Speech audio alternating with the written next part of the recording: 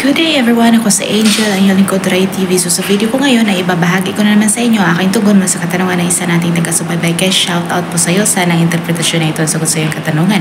At para na din sa iyo dyan na may katulad sa panaginip na ito, paalala ko lamang lagi na ito ay isang general interpretation. Kaya hiniling ko sa inyo na unawain at tingnan mabuti ang mga nangyayari sa inyong buhay ngayon at gamitin ang inyong sariling intuition at mag-connect directly sa mga impormasyon na maaari ibahagi ko. At para labis yung maintindihan na ibig sabihin ng inyong panaginip ay panoorin nyo ang video na ito hanggang sa matapos. At kung ito ay nag-resonate bawat isa sa inyo, please leave us a comment at huwag na din kalimutang mag-like, mag-subscribe at i-hit na din ang notification bell para maging updated kayo lagi. At sa mga hindi pa nakapag-follow sa aking Facebook page, i-follow nyo na po Duray TV at i-share nyo din. Maraming salamat. Ang pagkakaroon mo ng panaginip tungkol sa aso na walang ulo ay nangangahulugan ng positive things at sacrifices na ginagawa mo sa iyong buhay. Halimbawa na lamang, parang isang hindi magandang sitwasyon na maaaring nagdudulot sa iyo ng maganda sa bandang huli. Maaaring gusto mong takasan ang pagiging makamundo at ang panaginip ay nag-refer sa isang sweetheart or isang sweet love sa iyong buhay.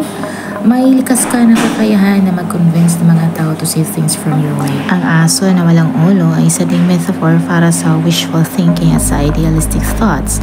Maaring hindi ka willing na harapin ang anino ng iyong sarili.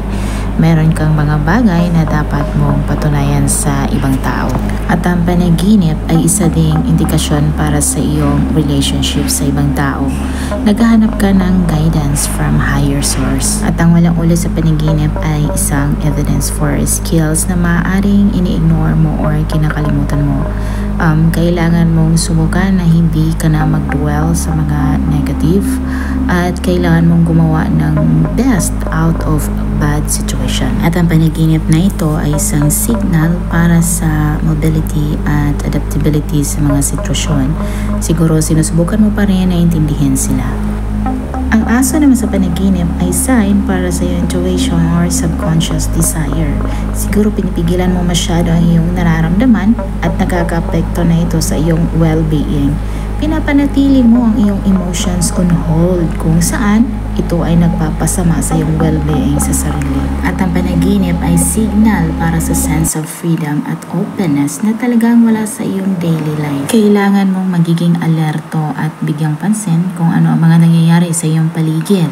Ang both walang ulo at aso ay sa kasamaang palad ay isang warning alert para sa regret or pagsisisi over sa iyong mabilis na desisyon. Maaaring sinusubukan mong i-maintain ang iyong paniniwala or nag-establish ka ng contact with someone mula sa iyong nakaraan. May mga pagbabago sa iyong buhay na hindi naman na necessarily nag-imply ng negative turn events at ang panaginip na ito ay sign ng mga old habit, condition or sitwasyon at maaaring nakakadama ka ng pagkakaligaw at hindi mo na alam kung paano ka makakalabas. Ang panaginip ay isa ding sign for something or someone na pinapahalagahan or tinitreasure mo. Nalulula ka na sa mga bagay na you are juggling sa iyong buhay. At ang panaginip ay nagsuggest ng creativity, exploration at mga bagong adventures.